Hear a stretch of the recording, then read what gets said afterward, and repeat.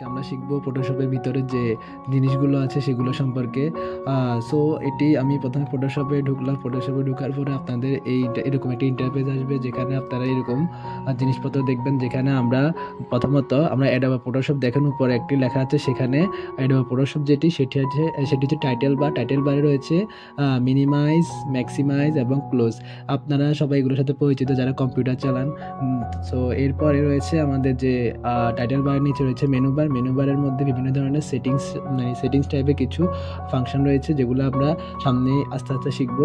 এর নিচে রয়েছে প্রপার্টি বার। সো প্রপার্টি বারটা ডিপেন্ড করে থাকে আমাদের যে টুলস বার আছে সেটির উপর। টুলস বার কোনটা? টুলস বার হচ্ছে এখানে যে লম্বা করে একটা বার আছে, মানে টুলস, সেটি হচ্ছে টুলস বার। এবং এখানে আমরা যেটা সাপোর্ট, যেমন এখানে লাসো টুলের জন্য প্রপার্টি রয়েছে। এরপরে আমরা যে টেক্সট টুল আছে সেটির জন্য আলাদা প্রপার্টি, এরকম সব টুলসের জন্য আলাদা প্রপার্টি রয়েছে। সো এরপরে আপনারা যদি একটু এই পাশে আসেন, এই পাশে দেখবেন বিভিন্ন ধরনের প্যালেট আছে, এগুলোকে প্যালেট বলা হয়, যেখানে কালার, হিস্ট্রি এবং লেয়ার, বিভিন্ন ধরনের প্যালেট। সো আপনারা ইচ্ছা করলে এগুলো ক্রস করতে পারেন, আর ক্রস করে দিবেন। আর এরপরে যদি আপনার হয়তো বা ভুলবশত ক্রস হয়ে যায়, এগুলো কীভাবে আনবেন?